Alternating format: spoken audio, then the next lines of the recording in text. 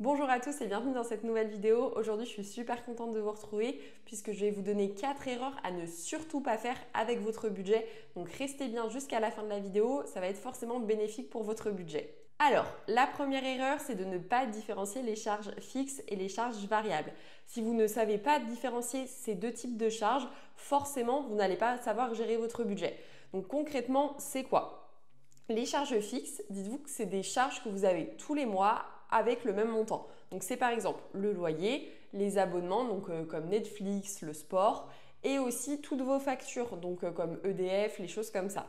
Et d'un autre côté, il y a les charges variables où là, c'est des choses que peut-être vous avez tous les mois, mais que le montant change tout le temps. Donc par exemple, les courses, l'essence et aussi tout ce qui est dépenses, on va dire plaisir, donc comme le shopping, les restaurants, etc. Donc dites-vous bien qu'en fait, les charges fixes, c'est stable, c'est quelque chose que vous ne pouvez pas modifier et que par contre, les charges variables, c'est quelque chose que vous pouvez changer selon votre façon de consommer.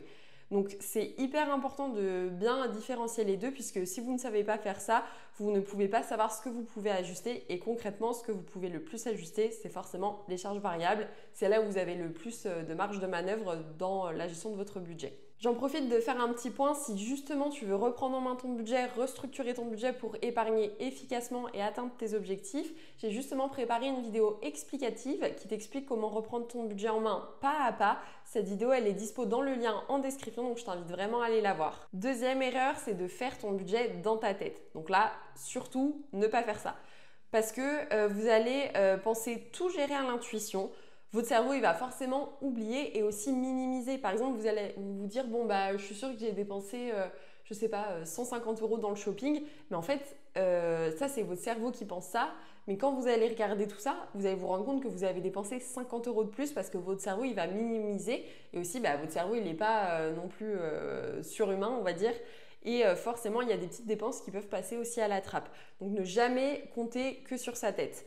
Sans outils, vous allez forcément toujours avoir l'impression d'avoir de l'argent, alors que quand vous utilisez un outil, c'est là que vous allez vous rendre compte que non, justement, vous n'avez pas encore plein d'argent à dépenser pour votre mois. Donc vraiment, hyper important d'utiliser un outil, que ce soit un papier, un carnet, un budget planner digital, peu importe, mais hyper important d'utiliser un outil, ne pas faire confiance qu'à votre tête. Troisième erreur, c'est de changer tout le temps de méthode. Donc, vous commencez par une appli, puis ensuite un tableau, puis ça va vous saouler, donc vous allez rechanger. Et ça, c'est vraiment la chose à ne pas faire. Vous ne laissez pas le temps au système de fonctionner. Donc, par exemple, vous utilisez une appli, au bout d'une semaine, ça vous saoule, vous ne la faites plus. Donc, comment voulez-vous que ça marche en une semaine? C'est impossible. La gestion budgétaire, c'est quelque chose qui prend du temps, c'est tout un processus. Donc, il faut être vraiment patient. Pareil avec un tableau, vous allez l'utiliser un mois et après ça va vous saouler, vous ne voudrez plus le remplir parce que vous trouvez ça trop contraignant. Mais forcément, si vous ne faites pas d'efforts sur ça et sur les méthodes, vous n'aurez pas de résultat. C'est hyper important. Donc vous ne laissez jamais le temps au final au système, au processus de se mettre en place. Donc moi, ce que je vous recommande vraiment, c'est de tester sur 3 mois minimum. C'est comme ça que vous pourrez voir des évolutions pour avoir justement des résultats. Et ensuite, la dernière erreur, c'est de faire ton budget seul.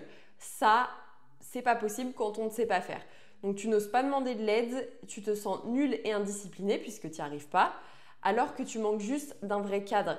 Vraiment, si vous ne savez pas faire votre budget, c'est normal, on ne nous a jamais appris à l'école et il y a des personnes comme moi, peu importe que ce soit moi ou quelqu'un d'autre, on est là justement pour vous aider. Donc vraiment, vous n'êtes pas seul. Il faut demander de l'aide, il faut vous faire accompagner, il faut poser un vrai cadre puisque si vous ne mettez pas justement des actions en place différentes de d'habitude, vous n'aurez jamais de résultat. C'est comme quelqu'un qui veut reprendre le sport, qui veut maigrir par exemple, mais qui ne va pas au sport. On ne peut pas avoir ou ne change pas son alimentation. On ne peut pas avoir de nouveaux résultats si vous ne faites pas quelque chose de nouveau. Et là, avec le budget, c'est exactement la même chose. On ne vous l'a jamais appris. Donc si vous n'apprenez pas, si vous ne posez pas un cadre, si vous ne vous faites pas accompagner pour ça, vous ne mettez pas en place des méthodes, vous ne pourrez jamais évoluer et votre situation ne changera jamais. Donc hyper important, ne pas faire son budget seul, surtout quand on ne sait pas le faire. On a tous et toutes besoin d'aide par rapport à ça, par rapport à son budget. Donc vraiment, ne pas hésiter à demander de l'aide, c'est super important. Donc voilà, c'est fini pour cette vidéo aujourd'hui. Je ne sais pas si tu commettais l'une de ces 4 erreurs ou peut-être même les 4 erreurs. Je t'invite vraiment à me le dire en commentaire. Je suis assez curieuse par rapport à ça. Et si tu veux aller plus loin dans la restructuration de ton budget, si tu veux justement reprendre en main ton budget pour atteindre tes objectifs, que ce soit des objectifs d'épargne, de remboursement de découvert, peu importe. Je t'ai préparé une vidéo explicative qui t'explique justement comment restructurer ton budget efficacement pour atteindre tes objectifs. Tout est expliqué, c'est étape par étape. Je t'invite à aller regarder cette vidéo qui est dans le lien de la description. Et je te dis à bientôt. N'oublie pas de t'abonner et de mettre un petit pouce pour me soutenir. À très vite!